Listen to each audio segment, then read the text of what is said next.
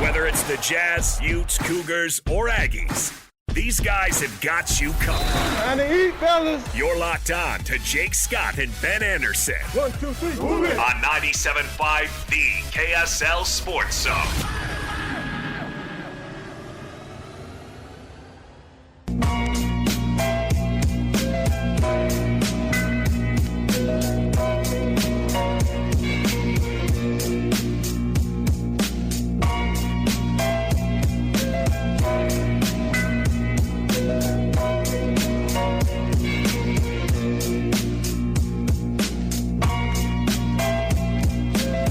Jake and Ben, 97.5, the KSL Sports Zone. I want to remind you, Ethan Millard with Teton Wealth will be live in studio coming up tomorrow with Hans and Scotty to help you with your retirement plan. Tune in or visit retireteton.com. All right, Ben, it was big news last week. Diana Sabau is leaving Utah State. She's going to Maryland, where she will be an associate athletic director.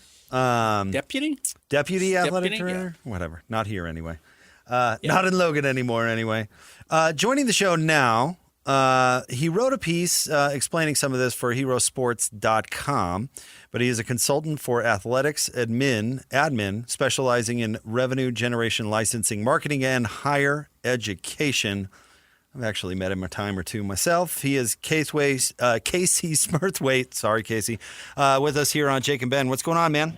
Hey, we're still friends. Long-time listener, first-time caller. But, yes, we have crossed paths, and I'm pumped to be here. Thanks for having me on. Yeah, I remember. Good times up there in Logan. Thanks for coming on. We appreciate it. Casey, I do think this move raised some eyebrows. First of all, it's been tumultuous up at Utah State with a lot of their issues and Title IX problems. And I think a lot of people wondered if Diana Sabau's time was just not for long at Utah State anyways. And then you see that, yeah, she takes a deputy athletic director role at a bigger school, but it's a smaller role. And I think what was interesting reading your article is that maybe that actually isn't what happened here, and that we are just seeing a redesign in how athletic front offices look like in college athletics overall.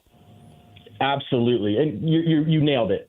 Spot on. You look at it and you kind of go, huh? Why? What? Now, you can't even take a backtrack here and say, I think the clock essentially started as soon as President Cantwell left. I mean, Diana had a long leash. She made great decisions. She got him into the Pac-12. She had a lot of revenue-generating opportunities with the Reach and Rise campaign, but I think the clock started when President Cantwell left. Now, again, you look at it first glance and go, okay, now wait a second, what's happening here? But then you take a little bit more of a look, and she's essentially running the day-to-day operations, and it says that in the press release of Maryland Athletics. The new, I'm putting it in air quotes here, athletic director, or maybe let's call him, the president of athletics. I think she's going to be the CEO of Maryland Athletics and really running the day-to-day operations. And I think it's more of a landscape shift. I work with a lot of Division I and Division II athletic departments.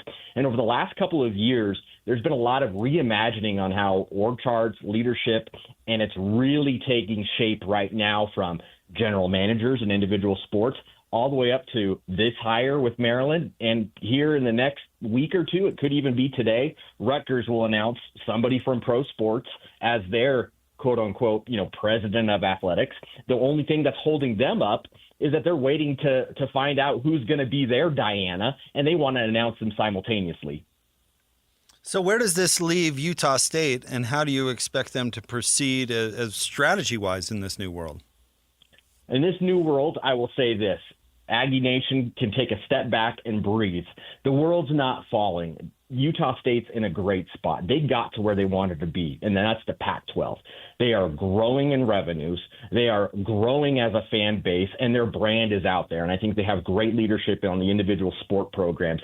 Now, here's the kicker in all of this. They have an interim president. There's a lot of transition going on. And if I'm a betting man, which spoiler alert, I am, I think they're going to diversify some of these responsibilities, divvy it up amongst a couple of folks. I think you might see them bringing in one or two individuals that are tied to the program and see President Smith take on more of a leadership role before they find a permanent athletic director. Utah State athletics is in a great spot. The culture there is strong. There's a reason why they keep having turnover. I personally would rather have that turnover if I'm a president or even a fan than okay, we got to fire and then reset every couple of years. On the flip side, hey, you know what? It really sucks that they're having to go out and rehire new people, new culture, and go through a tumultuous time. But I think you would rather have that winning pedigree, that winning culture that transcends whoever is in the chair. And that chair is going to be highly sought after. I can't tell you the amount of folks in the industry that have reached out to me. These are sitting athletic directors. These are high-level Power 4 deputy athletic directors that are interested in Utah State, and a good chunk of them have ties. To use as a comparison right now, you have Marshall has an AD opening. There's about 3 or 4 finalists. There are 3 sitting athletic directors applying on that job as finalists. That job is nowhere near what that Utah State job is. And with that said, I think you're going to see one of the strongest candidate pools that Utah State has ever seen for that athletic director position. You mentioned kind of being a different or a change of like the organizational chart of whose responsibilities are what in athletic front offices. Are there going to be, I guess, perceived, just because we're bad at change, head-scratching hires of like, that person's the athletic director? They never run a college before. They've only run businesses before. Are we going to see more hires like that and then filling out, I don't want to say underlings, but kind of filling out down the depth chart people who have more athletic day-to-day responsibilities?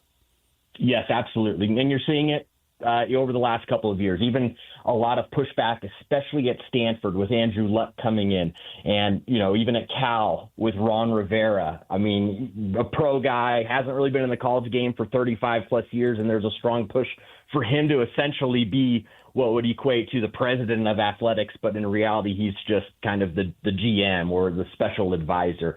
A couple years ago, you started to see a lot of athletic directors really come in and make changes within the first 6 to 8 weeks. And some of them, you know, even at Texas A&M, even before the end of their first week, they have wiped out, you know, dozens of employees. They're becoming more like true front offices of professional sport organizations. They're coming in and they're hiring, to use, you know, a football term, their offensive and defensive coordinators. The days of them just coming in, inheriting their staff, being okay with their deputy athletic directors, those are kind of going away. There's a huge transition right now. But the other aspect in all of this, Jake and Ben, is that nobody has the right answer, and I think everybody's trying to find it. So you're going to see some of these head-scratching moves where the assistant to the regional manager of Dunder Mifflin or Utah State Athletics is all of a sudden going to find themselves in a higher position, in a higher role. But a lot of schools are trying to figure out in this new era with NIL, with revenue share, and there's even private equity coming into play, some of these hires are going to be more lenient towards those areas than before. Is this new trend good for college sports? I will say this. I think it's a good trend if there's a collective bargaining agreement and they get to that point, or if they get an anti-exemption. And we can go down that path another time. But what I'll say is, at the end of the day, it's still about the student-athlete experience. If they're getting everything taken care of, it doesn't matter who's in the chair. It doesn't matter, you know, who the head coach is. But as of right now, for me, if I have a knee-jerk reaction, I'm a little hesitant with it because, for example, fundraising in higher ed, you are living through the nonprofit side of an entity of the university. You're running through a 501c3. You are out there trying to generate funds for student athletes, for some of these facility buildings, some of these projects, versus, you know, you go to the professional world on the fundraising side. There is none. And if there is, it's very community service based. It's, you know, your NFL helping hands. It's the players handing out, you know, turkeys at Thanksgiving. It's giving back in forms of scholarships, you know, or pledging 5 for the fight, you know, 5 for the fight right there.